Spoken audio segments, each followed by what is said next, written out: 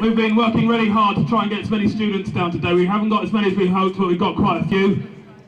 1 year ago, with the help of many unions that are here today, this month saw the UK's biggest student demo it has seen for many years.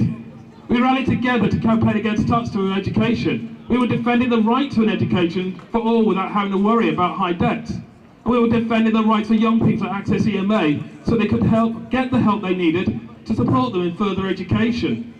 Today, 1 year later, students and student unions up and down the UK are out in force to help raise the voice of workers as they demonstrate for their rights to pensions. But it goes beyond that. The public sector has seen job losses and cuts more than any other sector, and to all help pay the debt of a mismanaged country and bankers who receive great bonuses that we could only dream for. This is not fair. There must be a better way to deal with this without hitting those that keep this country moving. We have all started off with dreams and aspirations of what we want to do when we were children. Dreams of being teachers and doctors and nurses and policemen. Those are just a few of this diverse sector. Students today have those same dreams. Many of us plans to work within the public sector alongside you. These cuts hurt those dreams. They become another obstacle students must face when they're getting into work after leaving university. Cuts to pensions will affect all in the future, so students here are standing up and being counted alongside of you to help sing, chant and shout, to enhance your voice, adding our weight to be loud and clear, demanding for a fair future for all, not just for the few. Thank you. Hello, you'll have to bear with me because I only found out late last night that I'll be speaking today, so I briefly looked something up. So they say if you're not angry, then you're not paying attention. From St Paul's Cathedral, where I stayed off duty, to today, the people are expressing their anger. We face an attack to our living conditions unprecedented in recent times, where faceless bankers have played roulette with our futures and our children's futures with a currency system designed to fail and enslaving us through debt. Let's be blunt, the banks bailed out by us, the government, the Bank of England have all conspired to rob every working member of the public in broad daylight. It matters not whether you work in the private sector or the public sector, we the people are all suffering together. From the petrol pumps to the grocery stores, we're all struggling. We must not let them divide us, for our strength is in our unity. Public sector pension reform is a stealth tax. The increases in the contributions do not go into the pension scheme, they head straight into the Treasury to help pay off the deficit. The increases in the rates of inflation are robbing all of us on a daily basis. A pound is not what it used to be. Strike is the last resort, as I explained to our chief. The right for a worker to withdraw their labour is their last straw, the last throw of the dice against oppressive working regimes. We are our labour. We're all fiercely proud of doing the jobs that we do, so to be stood here today shows a failure on the government's part, past and present, to serve the people that elect them. Negotiations have gone on for months, but no movement occurred until today our day of action was called. The FBU did not ballot for industrial action, but we're under no illusion that it's another government tactic to further split and divide us, which is why we are here today to show our support to you all.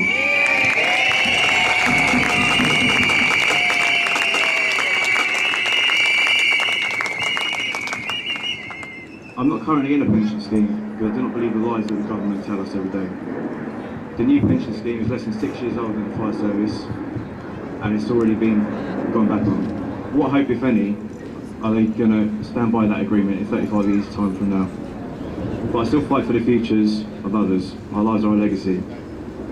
Children of today are the adults of tomorrow, and I refuse to stay silent and watch our future generations' hopes and dreams be crushed by this or any other government.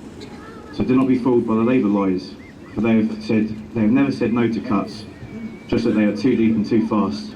This is unacceptable. Ed Balls reiterated this point this morning on BBC News. We all deserve better. I recently attended a meeting at Parliament with Bedfordshire MPs, and I told them exactly those points. They called me irrational, they called me perverse, and these are fine insults for them to make whilst they earn twice the firefighter's wage, as I highlighted to them, and the fact that their gold-plated pensions will be safe in the long run.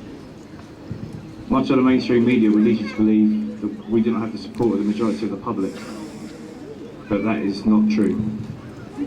They have money for wars, but not our hospitals and schools, and I do not believe this. It was once said, make the lie big, make it simple, keep repeating it, and eventually they'll believe it. So the emphasis lies with us all to better inform and educate the people around us that believe the lies told to them every day.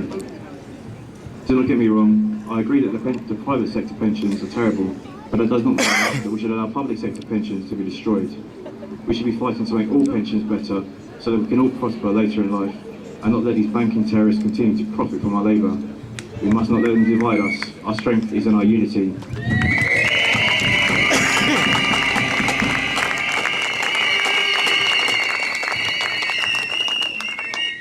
An example of this divide and conquer culture was made apparent to me just last night, as one of my friends said she disagreed with these strikes, especially the teachers, because it was costing her a day's wage to stay at home and look after her children. I say shame on her employers. Any employer docking an employee's pay today for reasons such as this should be ashamed of themselves. Shame on her employers for punishing a single mother whilst our children's teachers fight for their rights, your rights, and our children's futures. She has since refocused her feelings of discontent on the people responsible, the government and the banking terrorists. Remember, unity is our strength, and ultimately it boils down to a choice. We can continue to participate in the lies that they've created for us, or we can begin to create our own reality. Thank you. Hello, comrades. I'm proud to see so many different trade unions turn out for this event. I remember speaking from here, down there really, in 1971 when the Tory government then attacked the nurses, the NUP members, local government and everybody else, working class people they could find. And we have it 40 years later, a same Tory government which is even more evil, trying to impose cuts, making us work longer, making us pay more and cut our living standards. I represent the Luton Trades Council as the Vice President and President of the County Association of Trades Councils in Buckinghamshire and Bedfordshire, and I bring solidarity to this meeting. I don't think this is the end. This is going to be the beginning, because it was announced by the Chancellor that there will be cut back in wages and pay next year and the year after, and God knows what's going to happen after that. So we need to stick together. We need to come out, we need to organise, we need to inform our members at work, and we need to bring them out in larger numbers if and when there's another such event. This government is stubborn. I don't think today's message will be enough. I think we'll have to repeat this message, and hopefully there'll be more of you with your children, your aunts, your uncles and your granddad like me. I'm 68. I wanted to retire at 65, but not with this bloody government. I'm still working. Because I've got four grandchildren that I never thought I'd have to pay for their education. I thought they'd look after me when I get old, but I've got to work to pay for their education. Comrades, sisters and brothers, thank you for turning out. It's been a great day. Hope to see you again unless this government change their mind. Thank you. Hello everybody, I won't keep you long here, but today is a lovely day to see all these people out in solidarity.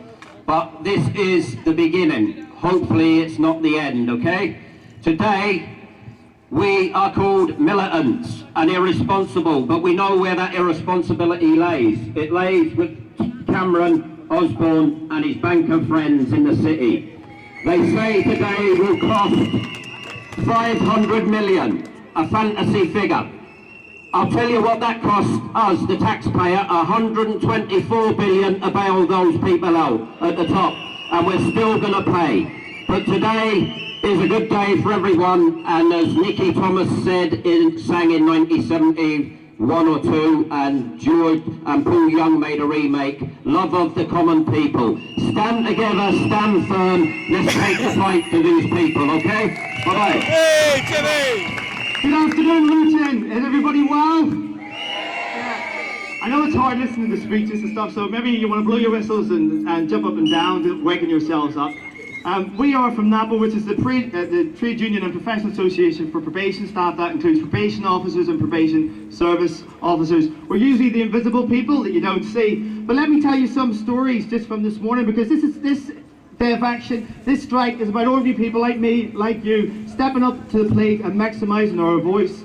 We have about 50 members in Luton. We're a small union, we have about 50 members, but in our offices we've managed to get 45 people on the picket lines in our offices and close the Chapel Street office. We as people need to start believing in ourselves. We better start believing that we can do things, that it's not over, that the fight is here, that we must rise up to it. So for instance, on the picket line, a guy turns up at work this morning and we say to him, you don't have to go in. So he stands for 5 or 10 minutes, he doesn't know what to do. I've never seen anybody in such a dilemma before. So he said, get him a membership form. We had our memberships forms. Have you got your membership forms and your picket lines? Make sure you do. So he signs up on the membership form, he takes a placard and he's on the picket line.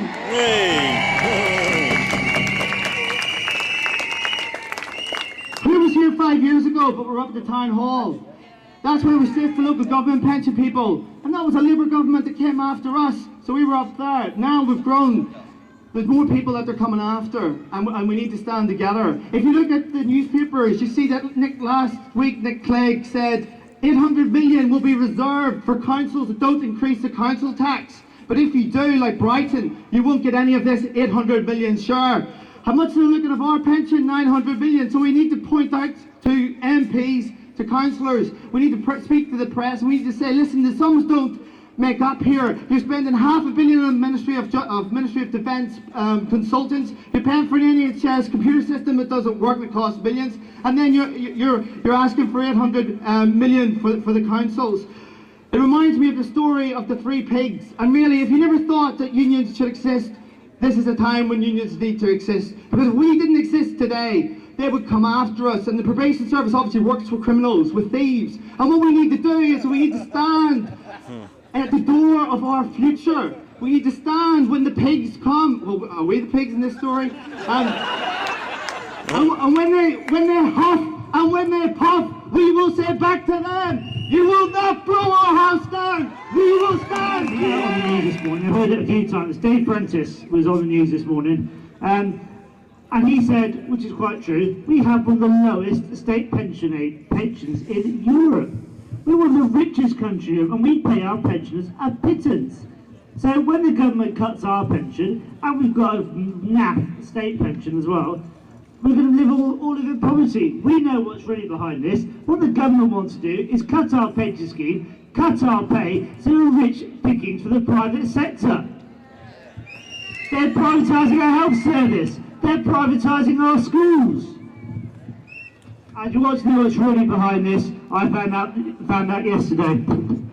Lord Ashcroft. Who likes Lord Ashcroft? No. The man who is absolutely loaded and pays very, very little tax. He owns an academy because now you can own a school. That's what you do. Now, if you're rich, you own a school. There's a guy who owns several schools in Luton, but he can remain nameless. But he does own an FE college as well. That begins with a B. Don't like him at all. Well, Lord Ashcroft owns a school, and he has put a clause into his workers' contracts banning them from going on strike. So we really know what's going on here, comrades. Now, biggest cheer has to be to each and every one of you. A huge cheer for turning out. Well done, comrades.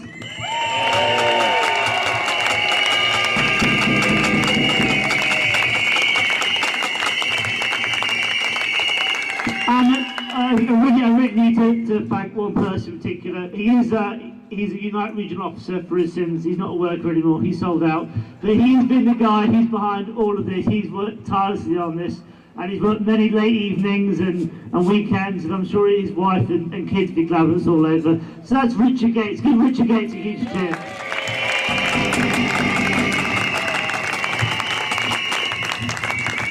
And the whole event is underwritten by Luton Trades Council. Please do come on to Luton Trades Council meetings, because it is nothing without our members. And wherever Jim's gone, he'll tell you when the next meeting is. I just turn up and look pretty. I'm the Policy and Action Secretary.